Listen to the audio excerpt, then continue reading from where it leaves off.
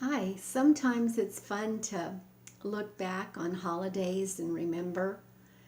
And there are the ones that stand out in our mind. And I have a particular Thanksgiving that I like to always share with people who are willing to listen. And it's called my Thanksgiving to Remember. This was about 25 years ago, maybe even more. And I'd say the year was around 1987. And my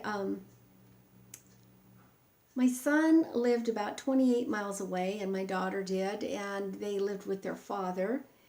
And at the current time, all of them were unemployed.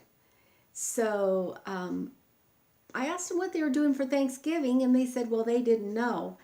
And I decided that I'd be glad to make a nice big dinner and have everybody up, and they thought that would be a really good idea. And my son did have a car, so he would be driving them up. So I went out and I bought a lot of really special food. I bought 21-pound turkey because I wanted him to have plenty of leftovers. And I bought stuff for stuffing, and I got to tell you, I do make some good stuffing.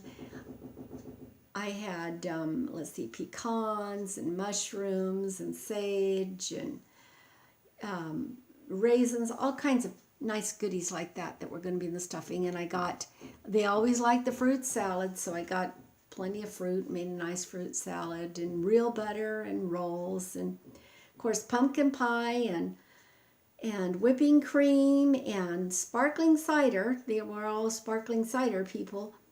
And let's see, we had sweet potatoes with the marshmallows, and there was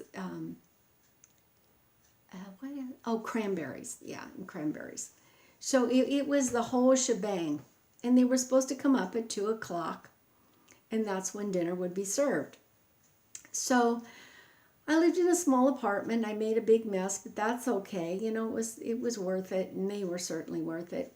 And I put together this amazing meal, and it got to be around 2:40, and nobody was there. You know, we had been in touch before the meal. I'd called, and they were still, you know, all gung-ho and excited about it and watching football. And so when it got to be about 2:40, I called again. I says, hey, you know, I'm really, what? You know, you guys are still at the house, you know, 28 miles away. And I was afraid they'd broken down on the road. And I just want to make sure, because traffic's pretty heavy in California when it's Thanksgiving. So they hadn't. They were trying to come up with who was going to put the money in the car for the gas. Now, at that time, it would have been $3, but, you know, $3 was probably like about 6 or 7 now, and none of them seemed to have that money between them, or if they did, they weren't talking about it. So it got to be about an hour, and this food was, you know, prepared, and I called again, and they didn't know, you know, they were still arguing, and I called this place Dysfunction Junction because it was dysfunctional down there. And in the end, they just decided that they were going to go to the Veterans Hall and have their meal there. And I had this humongous meal that I had prepared, and, you know, I had nobody to feed. So it was just me and the cat in the apartment at the time. So I thought to myself, oh my gosh, what am I going to do with this food? And I decided to brainstorm. I wasn't going to let them rain on my parade, because my parade had been that dinner, and, you know, nobody showed up. So I thought, where would I be on Thanksgiving if I needed a Thanksgiving dinner and wasn't cooking one? And I thought, aha, the laundromat. Yeah. So I deducted that if somebody was at the laundromat, they probably didn't have a Thanksgiving meal, and maybe they were hard put for a wonder another word for just maybe they didn't even have money for a Thanksgiving meal or a family or whatever. But I did decide to take that trip, and I got my old car and I went down to the laundromat, and there was this very weary, very tired looking Hispanic woman there. And she didn't speak very much English. I could understand her, she could understand me, but she did have a very heavy accent and it was rather broken English. So, gee, that's not even, a Mexican holiday, Thanksgiving, so that made sense, that she wasn't home cooking a Thanksgiving dinner. And I said, I, I got bold. And it pays sometimes, when you're around, when you follow an act of crazy, you can, it's an easy act to follow. You can do crazy things. So I approached this woman and I said, by any chance, did you have a Thanksgiving dinner? And she said, no. And I said, would you like one? I said, I prepared a big Thanksgiving meal and my company could not come at the last minute. And if you'd like to take it home, I can bring it by and I can give it to you in the hope that you and your family will enjoy it. And she had kids at home, and she did have a big pile of laundry too. And she looked like somebody needed to do something for her. She looked really tired. And she said, yeah, she would like the meal. And I said, don't go anywhere. I'll be back.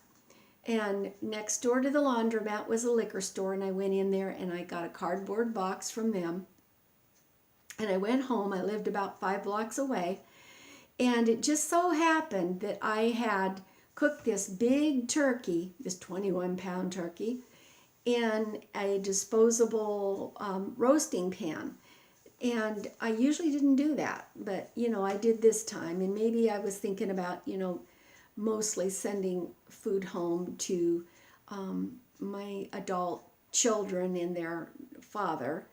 And but anyway, for whatever reasons, I had that, and I actually had some disposable pie pans too. So I put that turkey in in the cardboard box in its aluminum pan and covered it up with tin foil. And I put the stuffing in a pie pan, and I stuck that bottle of bubbly in there and the butter, and I put a pan of sweet potatoes on top of that and the mashed potatoes, and I had a old butter container, and I put some gravy in that, and the rolls and the whipping cream and the pie on top. And I had taken a slice of that turkey and a little bit of that dressing, and I put that thing in my old Datsun, and I went down to that laundromat, and I blessed that woman with that dinner. And she was so happy to get it. And I don't know what she had to say down the line. If she went home and said there was this local, lady there that brought this to us, or she said, look what I brought home. And I don't know how it worked out. But I know how it worked out for me. It worked out for me that I felt good because I was able to give this meal to somebody who didn't have one and looked like they needed somebody to do something nice for them. And people in Vallejo, they got to watch their football and they got their free meal in the end anyway.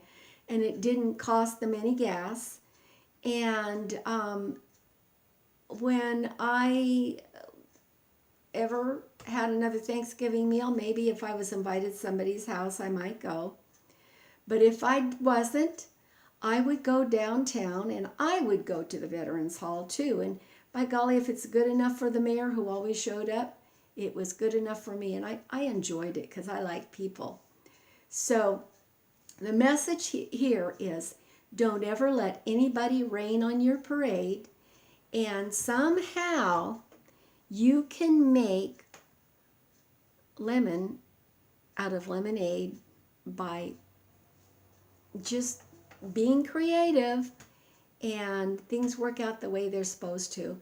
And besides, I got a good story out of this. It was fun. It was really fun, and it was like crazy. But sometimes crazy can be really fun.